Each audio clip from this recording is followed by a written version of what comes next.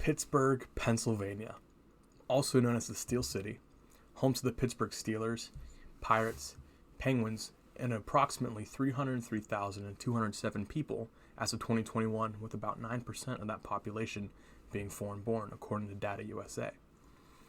This fact and proportion of foreign-born and native citizens begs the question, how and why do people immigrate to Pittsburgh, Pennsylvania, of all places? There are hundreds and even thousands of different places that people can immigrate to, but despite this, Pittsburgh still has quite a diverse population.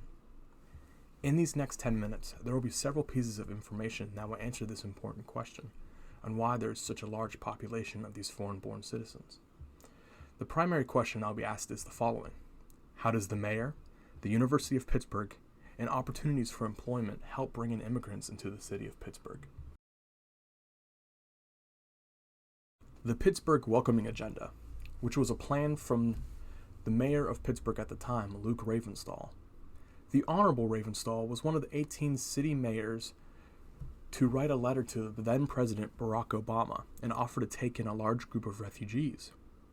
Taking in this group of immigrants would actually double the city's current local refugee intake and help the president on achieving his goal of resettling 10,000 Syrian refugees in 2016.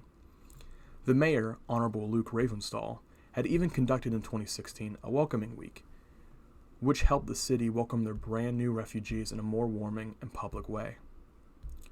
The city even hosted speeches and conversations called intimacy meetings in order to benefit the brand new immigrants and help them feel even more at home in the side of the city of Pittsburgh. This information is from a section of a reading titled Welcoming Refugees and the Cultural Wealth of Cities, Intersections of Urban Development and Refugee Humanitarianism, which was written by Jake Watson. This reading gives us a deeper look into how 2016 was an incredibly important year for Pittsburgh's welcoming of immigration. This helps us truly see how inviting Pittsburgh's very own mayor can be whenever it comes to new policies, which would benefit people's everyday lives and keep them out of danger by welcoming them to a brand new city, country, and in some sense, a brand new world.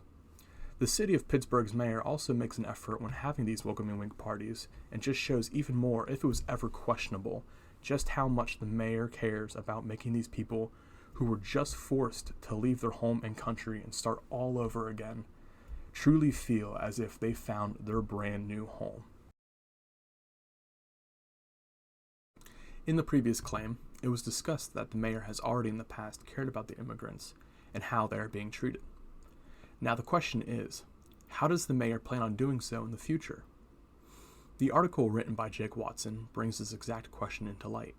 Whenever Watson states in the article, the mayor established population growth as the metric of success for the WPP, Welcoming Pittsburgh Plan, setting a goal of 20,000 by 2025. Along with this claim from the mayor, he and the Welcoming Pittsburgh Plan came out and made a short-term mission statement, which states, to be competitive, we need to fill the gaps in our labor force and cultivate the next generation of innovators and entrepreneurs that will create jobs for new and native Pittsburghers alike. These two statements alone just give the foundation of the work that the mayor has laid out for the future of the city of Pittsburgh. The past of how the mayor has brought in more immigrants is very clear, but in order to be truly welcoming to even more immigrants, the future must also be discussed. The two quotes from the article written by Watson just helps us understand the beginning of how far the mayor is willing to go. With the mayor using the population as a guideline for the success of the Welcoming Pittsburgh Plan, he has made it that it will be even more motivating to continue and to advertise and bring in more and more immigrants to the city of Pittsburgh. Along with that, the mayor is also helping entrepreneurs create their businesses in order to help create these new jobs so that the immigrants will have even more jobs to choose from whenever they arrive to the city and be more likely to stay inside the city of Pittsburgh as permanent residents.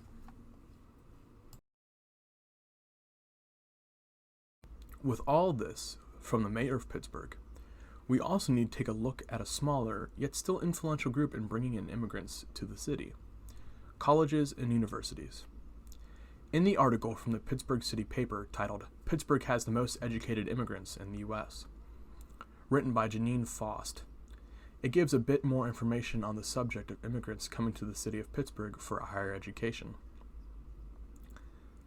The article states, in Pittsburgh, 58% of foreign-born adults have received a college education far above the national average of 31%. Along with this, the article discusses how Pittsburgh is home to some of the most highly educated immigrants in the entirety of the United States of America. Along with this article, another paper comes to light from the University of Pittsburgh titled Profile of College Students in the Pittsburgh Region. This states that just about 15.7% of the City of Pittsburgh's population is foreign-born Americans, and that 49.7% of these students acquire a job within the city. This article gives great information on the fact of the University of Pittsburgh bringing in new citizens into the city and maintaining them with a high hiring rate once they finish their degree. Along with that, the city of Pittsburgh has the most educated immigrants in the United States of America. These two facts bring to light just how universities would be able to grab the attention of and ensure an immigrant would come to the city of Pittsburgh and entice them enough so that they will stay in the city.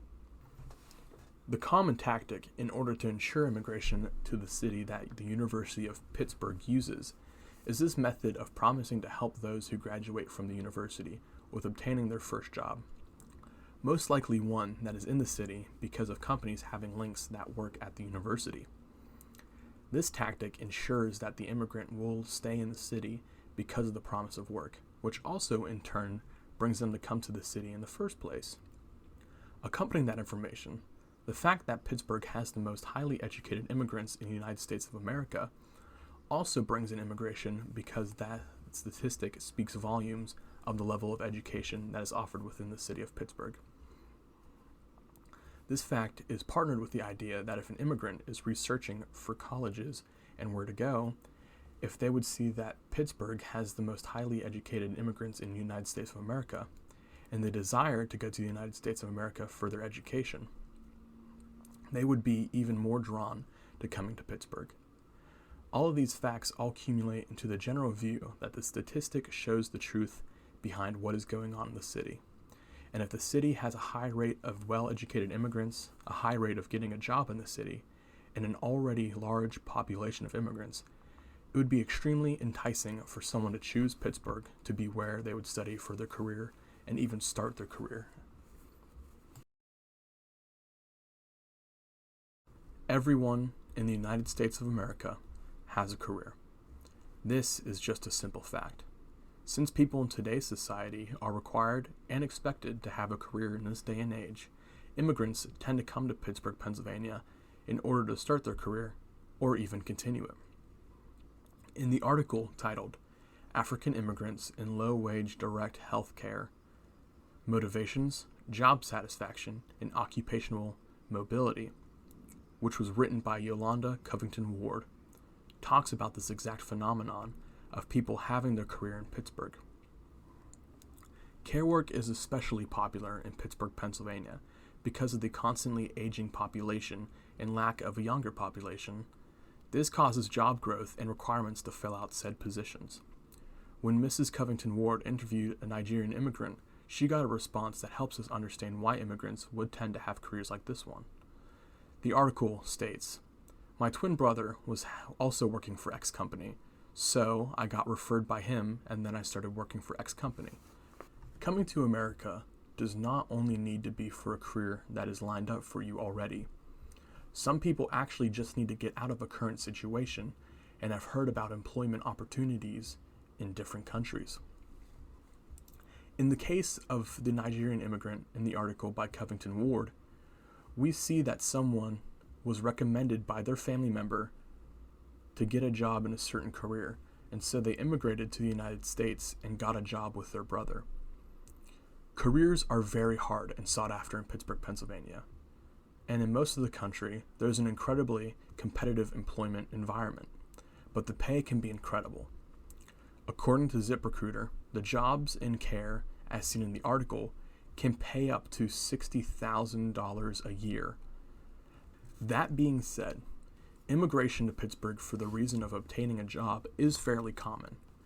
Whether it is a job promised by a university or if it's from word of mouth from your family or friends, the workforce is an incredibly strong competitor for bringing in citizens. In conclusion, immigration happens for so many different reasons inside of the city of Pittsburgh, Pennsylvania. Whether it is caused by mayor's policies, universities bringing in with the promise of higher education, or if it is from the competitive workforce in the city, people still come in to share in the light that is shown from the city of Pittsburgh. We can thank the mayor for writing to the ex-president Barack Obama to accept a large flow of Syrian refugees and welcoming the citizens with open arms to the city. The University of Pittsburgh is also to be noted for their high rate of immigrant citizens graduating with bachelor's or master's degrees, and on the other hand, promises of gaining a career with the help from the university. And finally, we can also thank the workforce for bringing in more foreign-born citizens for their promises of stable living and work for the citizens. It is amazing that we are able to gain such a large population, especially with such positive influences, and I challenge all of you personally to continue to keep your eyes peeled for advances by these three stakeholders and continue to watch how they help our city grow in both population and diversity.